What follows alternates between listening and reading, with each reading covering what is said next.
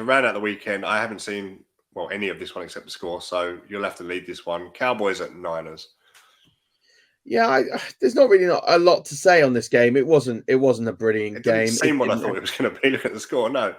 I mean, look, you have to say, first of all, it's an incredible defensive performance from both teams. Both teams, I think, played to their strengths. It was an incredible performance. The Niners were restricted to field goals. Robbie Gould kicked them all. And then you've got Brett Maher missing an extra point again. So he's missed how many kicks in the post? I've seen him. Yeah, he was trending at one stage, but I didn't know why. Yeah, I guess he trended because he missed an extra point. Was it his first one? The kicking week. Yeah. So you're sitting there thinking, I mean, he made 2 field goals.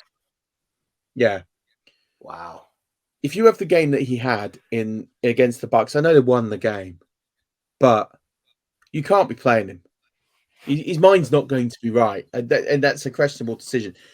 Do I think the extra point changes the game? No, probably not. But I think he made his kicks afterwards, and credit to him for coming back and doing that. Which is a strong mentality, yeah. Yeah, but the difference in this game, and we talked about this last week.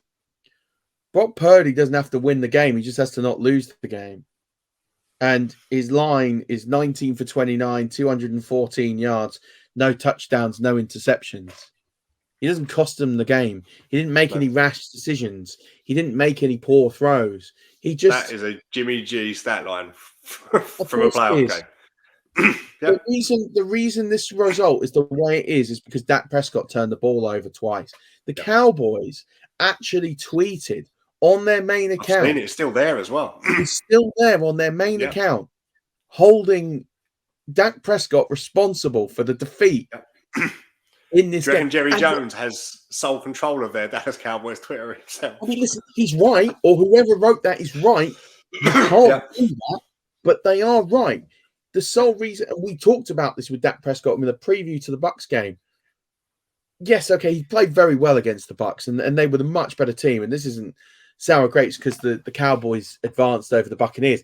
I don't think it was a shock that the Cowboys. We both thought the Bucs would win because we didn't really believe that Dak Prescott was the guy. And once again, he's proven he's not the guy. He's not a winner for me. And I just don't see this path where Dak Prescott is going to win a Super Bowl. Yeah. I don't think it's entirely his fault. He's got one receiver really in CeeDee Lamb. Tony Pollard fractures his fibula in this game. Yeah, I mentioned that, yeah.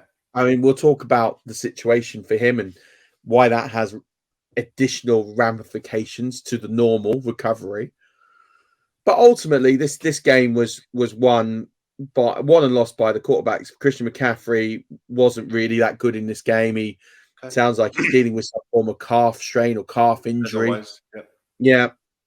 But they controlled the game. They controlled the game here, the 49ers. We went into the fourth quarter at 9-9. But it never felt like there was anything to worry about. The 49ers dominated the time of possession. I just felt like they always had those, even though if a team was going to go up a gear, it was always going to be the Niners. Yeah, you always felt like they were going to win the game. And in the fourth quarter, it was a very good fourth quarter. It was probably the best quarter of play of all the games. Yeah, just go watch fourth quarter, really, because it was a very, very good fourth quarter. But ultimately, the 49ers they didn't turn the ball over. They just got it done. And they knew how to win. That's the difference. Yeah. Kyle Shanahan has been here before. He knew how to deal with that situation. I thought he coached a brilliant game in that fourth quarter and did a brilliant job. And that for me was the difference. I don't believe in Mike McCarthy. I don't really believe in Dak Prescott. Honestly, Dak Prescott's a bad player. I don't think that. But let's be honest. If Dan Quinn is not the coach of that D, they're not where they are. They're the stars of this. And Dan Quinn won't be next year. No, it sounds like he should get another job. He did a great job in Atlanta for me. He got them to a Super Bowl. It all went in a bit of a rut. They got in salary cap situation. I don't think that's entirely his fault. And I think he ran his course. I think, you have a shelf life as a coach, barring Bill Belichick and the ongoing osmosis of his development as being the best coach of all time. But I think every coach has a life cycle in a job. And I think he expired his and got done for it, basically. But yeah, I think the Cowboys have got talent. I think they've got a good roster. I just think I don't know why you wouldn't turn it over to Kellen Moore.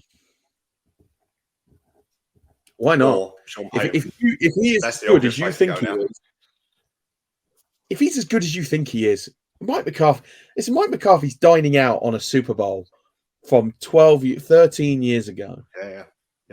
12 years ago that he won because Aaron Rodgers pulled out some unbelievable plays. That's it. Yeah. I'm not giving Mike McCarthy much credit for that Super Bowl. And again, people will sit here and say, what are you saying? He's all over there, X amount of games, 19, 20 games. I don't care. I've never rated Mike McCarthy as a coach. I think he's a very cookie cutter coach. He does the bare minimum and he does okay. Like, he's fine. He'll win your games. He'll win your division titles.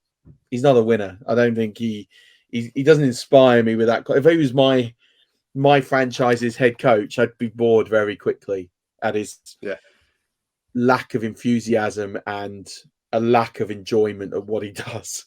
It just annoys me. But yeah, I still think, and we'll get onto the games. I think the 49ers are a force, and wouldn't shock me if they go on all the way.